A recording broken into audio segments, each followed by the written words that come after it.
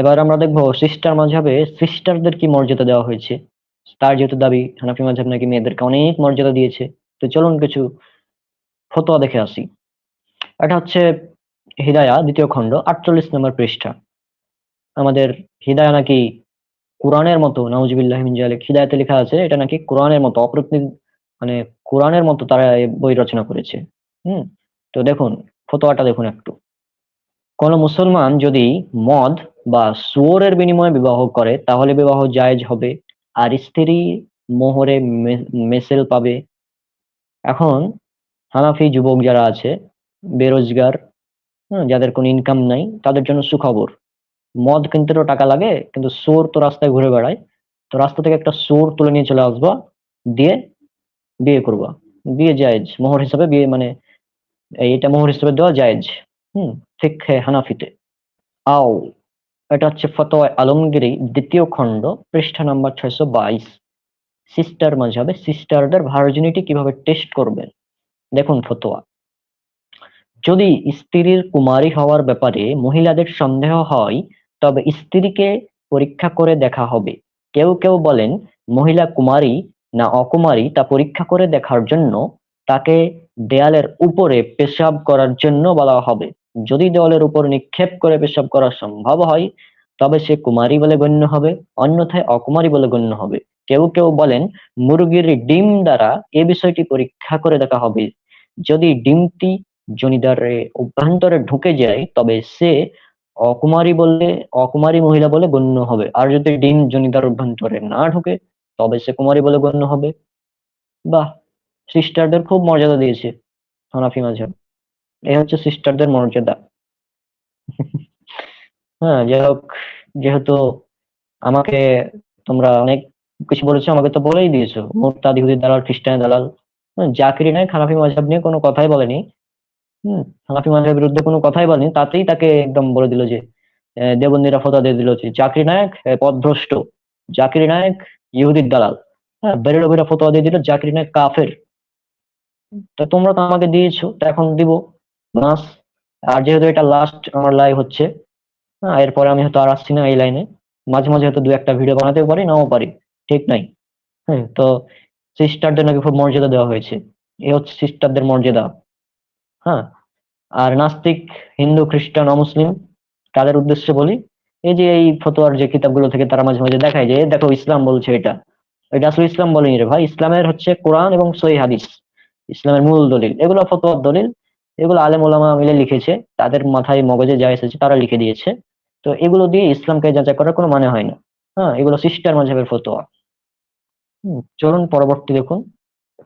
এটা হচ্ছে ফতোয়া আলমগীরি দ্বিতীয় খণ্ড 39 এবং 40 নম্বর পৃষ্ঠা, ইসলামিক ফাউন্ডেশন থেকে ছাপানো।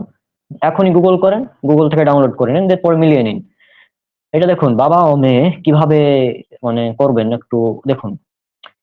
পুরুষের জননেন্দ্রিয় সোজা ও শক্ত হয়ে যাওয়ার পর সে যদি তার স্ত্রীকে তলব করে না পেয়ে স্বীয় কন্যার উরুদয়ের মধ্যবর্তী স্থানে তা প্রবেশ করায়, তবে এতে এই কন্যার মা তার জন্য পিতার জন্য হারাম হবে না, যতক্ষণ পর্যন্ত না তার জননেন্দ্রিয় আরো বেশি শক্ত হয়। হ্যাঁ, এটা হচ্ছে সিস্টারদের মর্যাদা, সিস্টার মাঝাবে সিস্টারদের মর্যাদা। হুম। মানে বাপ, মানে একটা পুরুষ, তার একটি মেয়ে আছে, মানে প্রাপ্তবয়স্ক মেয়ে সন্তান আছে, কিন্তু বউকে রেখেছে, বউ আসেনি। বউ আসেনি তো কি হয়েছে, মেয়ের কাছে চলে যাব, মেয়ের কাছে গিয়ে ওটা মানে প্রবেশ করাবে, যা করার করবে, যা লেখা আছে আপনারা দেখতেই পাচ্ছেন। সিস্টারদের মর্যাদা এগুলো। তারপর এটা দেখুন, ফতোয়া আলমগীর দ্বিতীয় খণ্ড 172 নম্বর পৃষ্ঠা, মাসালা নাম্বার 13, পিতা পুত্র মা ও কন্যা। মাসালা নাম্বার 13, একদম ওই যে এই লাইন থেকে শেষের 5 লাইন। দেখুন, পিতা পুত্র উভয়ে যদি একই সাথে মা ও কন্যার সাথে সঙ্গম করে, তবে তাদের উপরই স্ত্রীর মোহর অজীব হবে না। যদি পিতা ও পুত্র কোনো অপরিচিতা দুই মহিলাকে বিবাহ করে এবং একজনের বিবাহিতা স্ত্রীর সাথে অপরজন বাসর রাত্র যাপন করে এবং সঙ্গম করে, তবে সঙ্গমকারীদের উপর সঙ্গমকৃত মহিলাদের জন্য উপর ওয়াজিব হবে এবং তাদের নিজ বিবাহিতা স্ত্রীদের জন্য কোনো কিছু ওয়াজিব হবে না। মানে পিতা ও পুত্র একসাথে মা ও কন্যার সাথে সঙ্গম করো। বাহ! সিস্টারদের মর্যাদা, চমৎকার। দেখুন, ফতোয়া আলমগীরি দ্বিতীয় খণ্ড 36 নম্বর পৃষ্ঠা। হ্যাঁ, তোমরা হানাফি মাযহাব নিয়ে খুব গর্ব করো না, গর্ববতী হয়ে যাও তোমরা। দেখো, মাসালা নাম্বার 2, কেউ যদি কোনো মহিলার সাথে যৌন মিলন করে আর মহিলার বাহ্যদ্বার ও প্রস্রাবদ্বার যদি একীভূত হয়ে গিয়ে থাকে, তাহলে এ মহিলার মাকে বিবাহ করা তার জন্য হারাম হবে না, কেননা এ মিলন যোনিদ্বার দিয়ে হয়েছে, তা নিশ্চিত রূপে বলা যায় না। কিন্তু মহিলা যদি এতে গর্ভবতী হয়ে যায় এবং এ কথা জানা যায় যে ওই সহবাসের কারণেই মহিলা গর্ভবতী হয়েছে, তাহলে হুরমত সাব্যস্ত হবে। আল বাহারুর রাইক থেকে ফতোয়া নকল করেছে। বাহ, কিভাবে যে সঙ্গম করে, বাহ্যদ্বার ও প্রস্রাবদ্বার একীভূত হয়ে যায়, মানে আমি এটা মানে আমার মানে মাথায় আসছে না বিষয়টা। যেহেতু আমি এখন অবিবাহিত, সুতরাং এই বিষয়গুলো আমি জানি না। আর এটা কিভাবে সম্ভব আমার সেটা মানে মাথায় আসছে না, যেহেতু সায়েন্সের স্টুডেন্ট আমি। এটা কিভাবে যে তারা করে আল্লাহ ভালো জানে, আর তাদের কাছ থেকে হয়তো আমাদের শিখতে হবে এগুলো। তো যাই হোক, এটা সিস্টারদের মর্যাদা। তারপরে দেখুন, ফতোয়া আলমগীরের প্রথম খণ্ড 496 নম্বর পৃষ্ঠা। সমকামিতা, এলজিবিটি মানে যেগুলো নাস্তিকরা প্রচার করে। দুই মহিলা যদি একে অপরের সাথে মন্দ কাজে লিপ্ত হয় আর তাদের বীর্য নির্গত হয়ে যায়, তবে রোজা ভঙ্গ হয়ে যাবে, অন্যথায় ভঙ্গ হবে না। বীর্য নির্গত হলেও কাফফারা ওয়াজিব হবে না। বাহ, মানে দুই মহিলা সমকামিতায় লিপ্ত হবে রোজা অবস্থায়, বীর্য যদি বের হয় তাহলে রোজা ভাঙবে, আর বের না হলে রোজা ভাঙবে না। সিস্টার মাঝহাবে সিস্টারদের মর্যাদা, কি আর বলবো। এটা হচ্ছে হিদায়া দ্বিতীয় খণ্ড 364 নম্বর পৃষ্ঠা। কেউ যদি অন্য রমণীর সঙ্গে জরায়ুর বাইরে সঙ্গম করে তাহলে শাস্তির বিধান করা হবে। আচ্ছা, এখানে দেখুন, কেউ যদি অন্য রমণীর গুহদ্বারে সঙ্গম করে কিংবা কোনো পুরুষের সাথে সমকামিতা করে, তাহলে ইমাম আবু হানিফা রাহিমাহুল্লাহ এর মতে তার উপর হজ নেই, তবে তাকে শাস্তি প্রদান করা হবে। বাহ, মানে পুরুষের সাথে সমকামিতা করবে, হজ থাকবে না, তবে শাস্তি দেওয়া হবে, যা ভালো একটা ফতোয়া। আর রমণীর গুহদ্বারে সঙ্গম করা এগুলো কি, আপনারাই বুঝুন। তারপরে দেখুন, এটা হিদায়াত তখন 364 নম্বর পৃষ্ঠাতে আছে। কেউ যদি এমন নারীকে বিবাহ করে যাকে বিবাহ করা তার জন্য হালাল নয়, অতঃপর তার সাথে সহবাস করে, তাহলে ইমাম আবু হানিফা রাহিমাহুল্লাহ এর মতে তার উপর হজ জারি হবে না। কিন্তু ইমাম আবু ইউসুফ, ইমাম মোহাম্মদ সাফি রাহিমাহুল্লাহ বলেন তারপর হজ জারি হবে। বাহ, চমৎকার। তারপর দেখুন, এটা তো একদম মারাত্মক। মৃত মানে মৃত মানে এখন জীবিত ছিল, এখন মৃতর সাথে করবে এরা। দেখুন, মৃত আর চতুষ্পদ জন্তু একসাথে চলে আসছে। হ্যাঁ, অপরে দেখুন, চতুষ্পদ প্রাণীকে আহ চতুষ্পদ প্রাণীকে চুম্বন করায় যদি বীর্য নির্গত হয় তবে রোজা ফাসিদ হবে না। চতুষ্পদ জন্তুর লজ্জাস্থান স্পর্শ করায় যদি বীর্য নির্গত হয় তবে রোজা ফাসিদ হবে না। চতুষ্পদ জন্তু অথবা মাইয়াতের সাথে যদি সহবাস করে কিংবা জীবিতদের লজ্জাস্থান ছাড়া অন্য স্থান দিয়ে সহবাস করলে বীর্য নির্গত না হয় তাহলে রোজা ভাঙবে না। খুবই সুন্দর ফতোয়া। তারপর দেখুন, এতক্ষণ তো অ্যাডাল্ট ছিল, এখন শিশুদের কাছে চলে এসেছে এরা। ফতোয়া আলমগীর দ্বিতীয় খণ্ড 39 নম্বর পৃষ্ঠা, মাসালা নাম্বার 11। যে বালিকাকে দেখলে কামোদ্দীপনা সৃষ্টি হয় না, এমন বালিকার সাথে সহবাস করলে হুরমত প্রমাণিত হবে না। আর লাস্টে দেখুন, সুতরাং 4 বছরের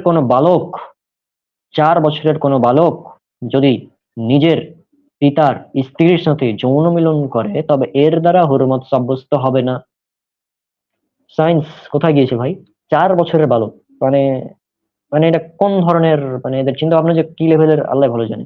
মানে 4 বছরের বালক, 4 বছরের বালক নাকি তার, মানে আর বললাম না যা লেখা আছে। তারপর দেখুন, মানে শাফেঈ, হাম্বলি, মালিকি 3 মাযহাবের ফতোয়া হচ্ছে যে নফল সালাতে কোরআন মাজিদ দেখে আমরা সালাত আদায় করতে পারবো। কিন্তু হানাফিদের ফতোয়া হচ্ছে কোরআন মাজিদ দেখে মানে পড়া যাবে না। তার জন্য তাদের কেমন ফতোয়া দিয়েছে দেখুন। ইবনে নুজাইম হানাফি, মৃত্যু 977 হিজরি, বলেন, আর যদি কোনো নামাজি ব্যক্তি নামাজে মুসহাফ অর্থাৎ কোরআন মাজিদ দেখে কিরাত পড়ে তাহলে তার নামাজ ফাসাদ হয়ে যাবে, অর্থাৎ নামাজ বাতিল। কিন্তু যদি কোনো নামাজে কোনো মহিলার গুপ্তাঙ্গে লালসার দৃষ্টিতে তাকিয়ে নামাজ পড়ে, তাহলে নামাজ ফাসেদ হবে না। আল আসবাহালি ইবনে নুজাইম হানাফি পৃষ্ঠা 360। তোমরা তো আরবি পণ্ডিত, আরবি দেওয়া আছে, আরবি দেখে নিও, ঠিক আছে? মানে চিন্তা করুন, মানে এদের কথা হচ্ছে কি, আমরা সালাত আদায় করব, সামনে ভিডিও অন করে দিব, একদম পর্নোগ্রাফি ভিডিও চলবে, আর সালাত আদায় করবো, তাতে সালাত বাতিল হবে না।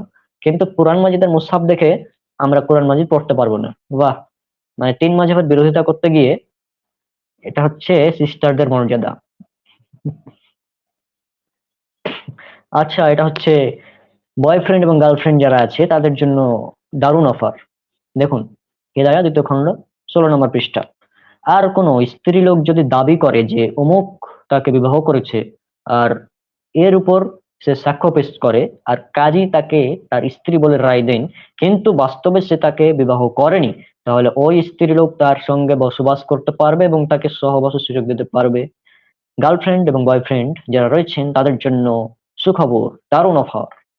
যারা গার্লফ্রেন্ড আছেন, আপনারা এক কাজ করবেন, 2জন সাক্ষী নিয়ে যাবেন কোর্টে, আপনার বয়ফ্রেন্ডকে নিয়ে যাবেন, দিয়ে বলবেন যে আমার বয়ফ্রেন্ড আমাকে বিয়ে করেছে, তাহলে জাস্ট হয়ে গেল। তার সাথে একদম আপনি সেক্স করতে পারবেন, নো প্রবলেম। তারপরে দেখুন পৃষ্ঠা নাম্বার 19, 2য় খণ্ড হিদায়া, পৃষ্ঠা নাম্বার 19। আজাদ, বিবেকবান ও প্রাপ্তবয়স্কের বিবাহ তার সম্মতিক্রমে সংঘটিত হয়, যদিও কোনো ওয়ালি এ সংগঠন সম্পন্ন না করে, কুমারী হোক বা অকুমারী। মানে বিয়েতে অভিভাবকের প্রয়োজন নেই, মানে একদম হাদিস বিরোধী ফতোয়া, অভিভাবকের প্রয়োজন নেই। তারপর দেখুন হিদায়া 2য় খণ্ড পৃষ্ঠা নাম্বার 32। কোন মহিলা যদি কোনো পুরুষকে নিজের সঙ্গে তার বিবাহ করে নেওয়ার অনুমতি দেয়, আর সে দুজন সাক্ষীর উপস্থিতিতে নিজের সঙ্গে তার বিবাহ সম্পন্ন করে, তাহলে তা জায়েজ হবে। হ্যাঁ, ইমাম জুফার, ইমাম শাফিঈ রাহিমাহুল্লাহর মতো জায়েজ হবে না, কিন্তু আবু হানিফার মতো জায়েজ হবে। বাহ! চমৎকার ফতোয়া, চমৎকার।